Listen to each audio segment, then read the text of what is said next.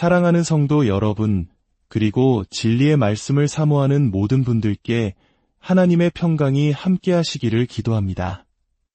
오늘 우리는 시간의 장막을 꺾고 수천 년 전 기록된 성경의 예언이 오늘날 우리 눈앞에서 어떻게 펼쳐지고 있는지 함께 목도하는 깊은 영적 여정을 떠나고자 합니다.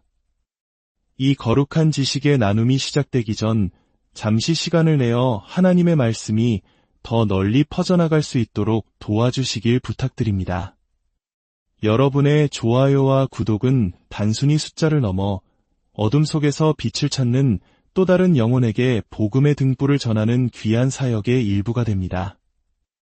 이 영상을 공유하며 주님의 은혜를 나누는 모든 분들의 삶과 가정 위에 하나님의 크신 축복이 임하시기를 간절히 소망합니다. 최근 몇 년간 이스라엘 땅에 나타난 붉은 암송아지는 성경 예언과 제3성전의 재건, 그리고 유대교와 기독교 종말론에 대한 논의에 다시 불을 지폈습니다. 이 소식은 단순한 해외 토픽을 넘어 성경을 믿는 전 세계 수많은 사람들의 마음을 뜨겁게 만들고 있습니다. 과연 이 붉은 암송아지는 무엇을 의미하며 왜 이토록 중요한 것일까요?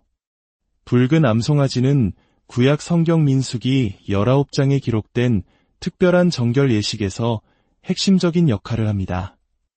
고대 율법에 따르면 사람이 성전에 들어가기 위해서는 반드시 시체와의 접촉 등으로 인해 부정해진 몸을 정결하게 해야 했습니다.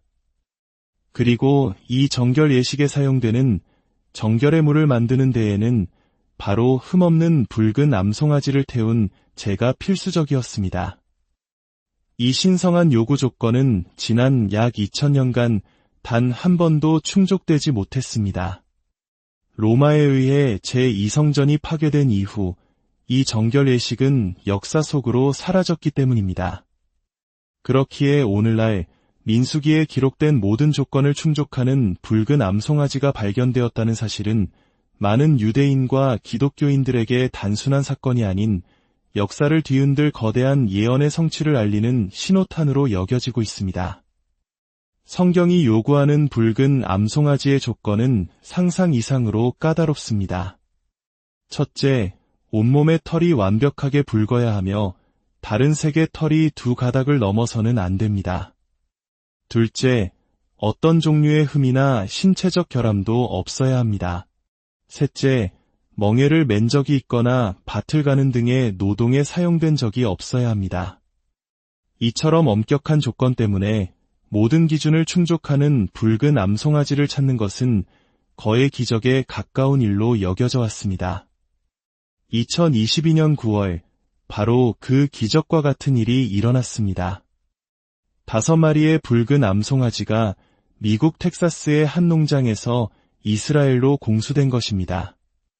현재 이 송아지들은 과거 예루살렘의 첫 성전이 세워지기 전 수세기 동안 언약궤가 머물렀던 고대 도시 실로에서 이 소식에 전 세계 기독교인들은 이것이 마지막 때의 예언이 성취되는 중요한 징조라 믿으며, 물론 5마리 중 2마리는 약간의 흠이 발견되어 자격 미달 판정을 받았지만 여전히 남은 송아지들이 정결 예식에 사용될 가능성은 열려 있습니다. 만약 이 송아지들을 통해 정결 예식이 거행된다면 이는 약 2000년 만에 성전 예배를 재개할 수 있는 길이 열리는 것을 의미합니다. 유대 랍비들의 전승에 따르면 모세 시대부터 제2성전이 파괴되기까지 총 9마리의 붉은 암송아지가 희생제물로 바쳐졌다고 합니다. 그리고 10번째 붉은 암송아지가 나타나는 날이 바로 메시아 시대의 서막을 여는 날이 될 것이라고 믿어왔습니다. 지금 우리 앞에 나타난 이 송아지들이 바로 그 10번째 송아지가 될 수 있다는 기대감이 유대 사회를 감돌고 있습니다. 붉은 암송아지의 등장은 유대교와 기독교 모두에게 종말론적으로 매우 중요한 의미를 갖지만 그 해석에는 근본적인 차이가 있습니다. 유대교에게 붉은 암송아지는 무엇보다 회복과 정결, 그리고 오랫동안 기다려온 메시아 시대의 도래와 직접적으로 연결됩니다. 그들은 붉은 암송아지의 제를 통해 이스라엘 민족 전체가 영적으로 정결해지고 마침내 예루살렘의 제3성전을 재건하여 하나님께 드리는 예배를 온전히 회복할 수 있다고 믿습니다. 그들에게 이것은 파괴와 심판의 징조가 아니라 하나님께서 아브라함과 맺으신 언약을 성취하시고 이 땅에 평화와 축복을 가져다 주실 것이라는 희망의 메시지입니다. 반면 많은 기독교인들은 붉은 암송아지의 등장을 전혀 다른 시각으로 바라봅니다. 이는 마지막 때 예언의 성취를 알리는 중요한 징표이기는 하지만 동시에 인류에게 닥칠 거대한 환난의 시작을 알리는 경고 신호로 해석합니다. 기독교 종말론에서 제3성전의 재건은 축복이 아니라 적그리스도가 등장하여 활동할 무대가 마련되는 것을 의미하기 때문입니다. 성경 다니엘서 9장 27절, 데살로니가후서 2장 4절, 그리고 요한계시록 11장 등의 예언에 따르면 마지막 때에 적그리스도가 나타나 이스라엘과 평화 조약을 맺고 재건된 예루살렘 성전에 앉아 자신을 하나님이라고 선포하는 멸망에 가증한 일을 저지를 것이라고 기록되어 있습니다. 즉, 기독교인들에게 제3성전의 재건은 영적 회복의 상징이 아니라 예수 그리스도의 재림 직전에 있을 7년 대환난의 카운트다운이 시작되었음을 알리는 사건인 것입니다. 결론적으로 유대인들은 붉은 암송아지를 통해 메시아가 도래하는 평화의 시대를 기대하는 반면 기독교인들은 이를 통해 적그리스도가 등장하고 대환난이 시작될 것을 예견합니다. 하나의 현상을 두고 한쪽은 희망을, 다른 한쪽은 임박한 고난을 읽어내는 것입니다. 그러나 두 관점 모두 이 사건이 인류 역사의 흐름을 바꿀 중대한 예언적 전환점이라는 사실에는 동의합니다. 수세기 동안 요한계시록에 기록된 많은 예언들은 현대 기술이 등장하기 전까지는 상상조차 하기 힘든 이야기처럼 들렸습니다. 불과 100년 전만 해도 그 누구도 계시록의 하지만 오늘날 우리는 어떻습니까? 계시록 8장과 9장에 묘사된 불과 연기, 그리고 전염병으로 인류의 상당수가 죽는 재앙은 핵무기가 존재하는 현대사회에서 더 이상 신화가 아닌 끔찍하고 현실적인 가능성이 되었습니다. 특히 분단된 채 핵 위협 아래 살아가는 우리 한민족에게는 이 말씀이 더욱 무겁고 현실적으로 다가옵니다. 또한 계시록 13장에 예언된 적그리스도가 짐승의 표를 통해 전 세계의 모든 상거래를 통제한다는 내용은 과거에는 불가능한 일처럼 보였습니다. 그러나 오늘날 급속도로 발전하는 디지털 화폐, 생체 인식 기술, 그리고 전 지구적 감시 시스템을 보면 성경이 묘사한 통제사회가 그 어느 때보다 실현 가능해졌음을 부인할 수 없습니다. 불과 100년 전만 해도 대부분의 가정에 온수가 나오는 샤워 시설조차 없었습니다. 그러나 단 한 세기 만에 인류는 기본적인 생필품 문제를 넘어 대륙을 넘어 즉시 소통하고 몇 시간 만에 지구 반대편으로 여행하며 인공지능으로 경제를 통제하는 시대에 살고 있습니다. 이러한 기술의 발전은 복음 전파에도 지대한 영향을 미쳤습니다. 인터넷과 방송 기술을 통해 예수 그리스도의 메시지는 이제 지구상 가장 외딴 곳까지 닿고 있습니다. 마태복음 24장 14절은 이 천국 복음이 모든 민족에게 증언되기 위하여 온 세상에 전파되리니 그제야 끝이 오리라고 말씀하셨습니다.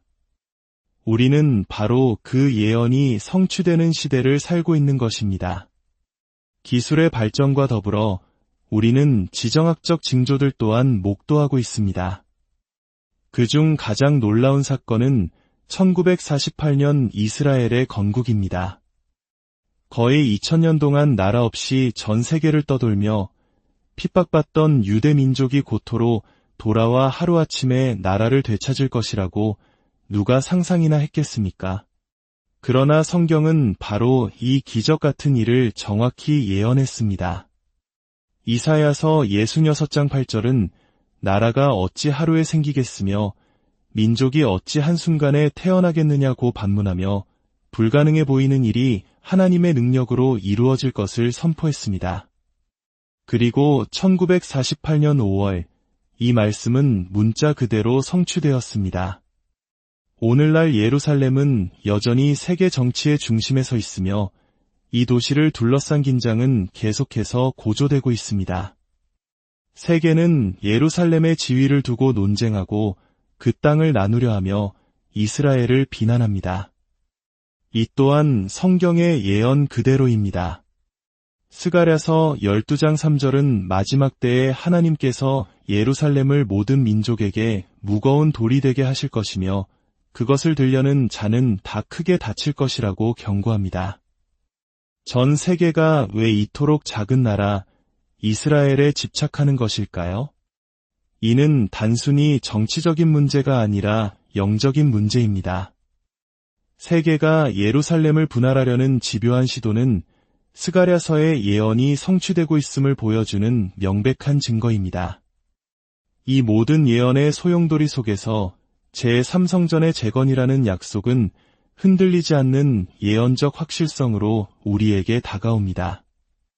지금의 정치적 긴장 속에서는 불가능해 보일지라도 하나님의 말씀은 반드시 이루어집니다. 1948년 이스라엘이 기적적으로 회복되었듯이 문제는 만약이 아니라 언제인가 하는 것입니다. 사랑하는 성도 여러분, 우리는 지금 성경의 예언이 우리 눈앞에서 펼쳐지는 놀라운 시대를 살고 있습니다. 세상의 혼란과 분쟁 속에서 두려워하기보다 우리는 이 모든 것을 주관하시는 하나님의 신실하심을 바라보아야 합니다. 예수님께서는 마태복음 24장에서 무화과나무의 비유를 통해 이스라엘을 보며 때를 분별하라고 가르치셨습니다. 이스라엘에서 일어나는 일들은 마지막 시대의 계절이 바뀌고 있음을 알리는 중요한 신호입니다. 앞으로 우리는 예언된 제3성전의 건축, 그곳에서 일어날 멸망에 가증한 일, 그리고 곡과 마곡의 전쟁과 같은 거대한 사건들을 목도하게 될지도 모릅니다. 그러나 이 모든 사건의 끝에는 악을 물리치시고 당신의 나라를 세우실 우리 주 예수 그리스도의 영광스러운 재림이 있음을 기억해야 합니다. 그러므로 깨어 기도하며 믿음의 등불을 밝히고 언제나 주님 맞을 준비를 해야 할 때입니다. 이 혼란한 세상 속에서 하나님의 말씀을 굳게 붙잡고 서로를 사랑으로 격려하며 소망 가운데 담대히 전진하는 저와 여러분이 되기를 주님의 이름으로 축원합니다. 여러분의 삶에